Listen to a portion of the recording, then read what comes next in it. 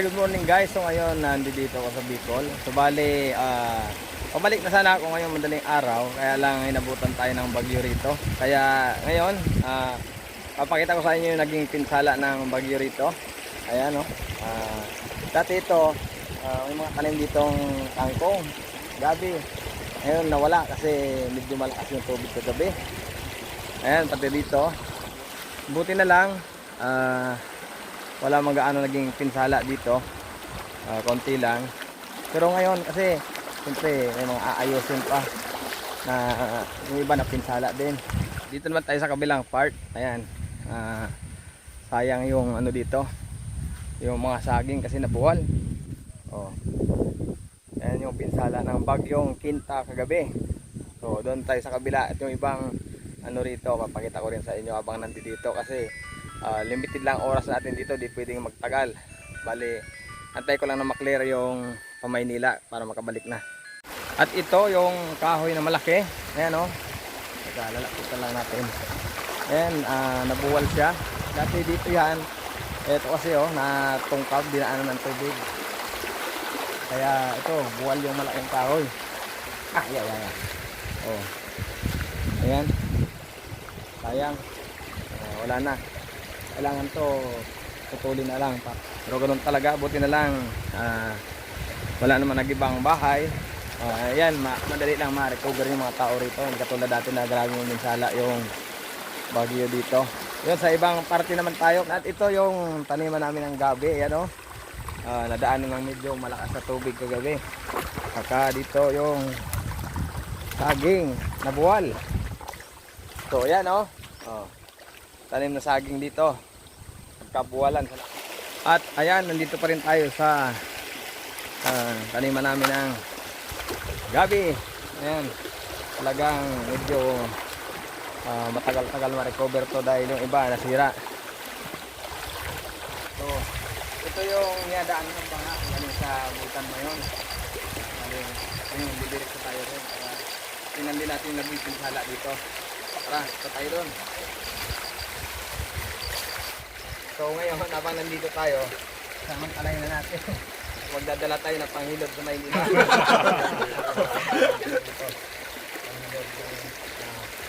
Galing sa baha. Kapal. Sarap na tubig kasi mineral. Ito talaga tunay na mineral, kaya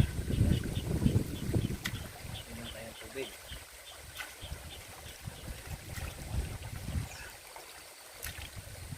Malamit na may tubig dito. Talaga hindi yung tunay na mineral.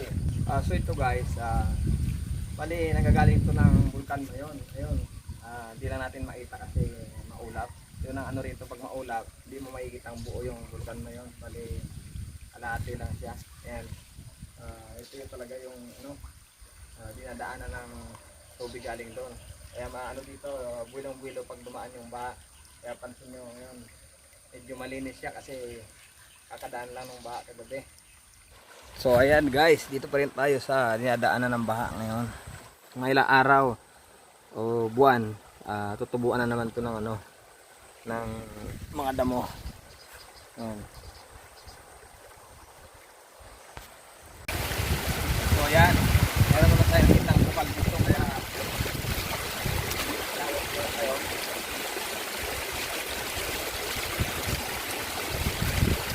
At may ganito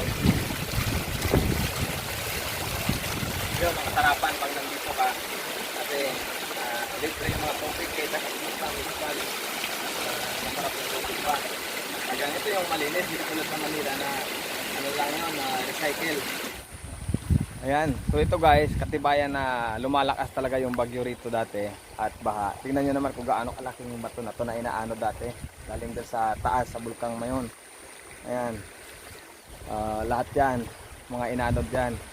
Ngayon, mahina lang yung baha niya, pero yung hangin, yun ang medyo naminsala dito sa mga pananim. Ayan, yung mga dating pagbaha, pati mga kahoy na malalaki, inaano dito. At ito, guys, tingnan nyo naman, isa sa mga napinsala din ng ano rito, ng bagyo kagabi. Ayan, oh. Ayan, kaya kakalungkot lang isipin na malaking perwisyo na naman sa mga tao dito. Napaka-cute lang dito, bagong anak na baka, ilang araw pa lang yata to. Ayan, buti na lang hindi siya na ano sa lamig kagabi. Kawawa naman sana to kung namatay sa lamig kagabi. At napakabait niya, ayan oh. Ang bait eh. Yan. No. Dito, yan. Yung puno ng kainito na sibak. Ayan. Tapo, ano siya? Ito na sibak sa pinakang puno. Kaya, yan. Sayang. Namumunga pa naman sana to. Dito, ayan yung mangga. Kabali-bali yung mga sanga niya. Ito pa guys, kahit gaano kalakas yung bagyo, ito lang hindi kaya nilang sirain na pananim. Ayan, kamote. Hindi yan maano, pwera lang kung malubog talaga sa tubig yun ang sisira dito.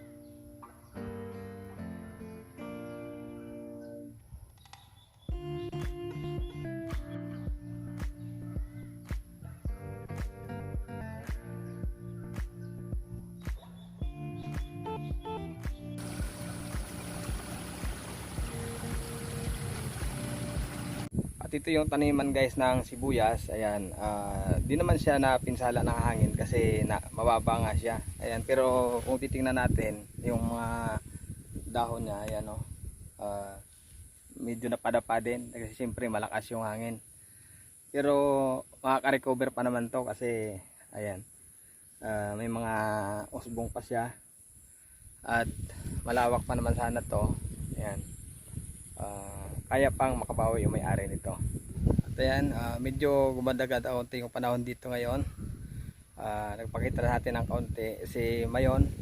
Ayan, pero maya-maya malamang uulan na naman kasi maulap at medyo mahangin pa kaunti rito. Dito na tayo sa tambayan, buti dito nasira yung ano dito, mini tree house. Ayan. Masarap magtambay rito, buti hindi na dali ng hangin kagabi. So ayan, akyat mo tayo dito. Yan. Ay, oh yun. So yan guys, maraming salamat sa pagsama nyo sa aking vlog. At panakabalik tayo ng Manila bukas ng tanghali, pabalik na naman ako.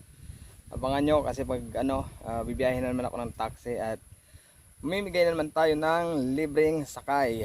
So maraming salamat sa pagsama niyo sa aking vlog ngayon.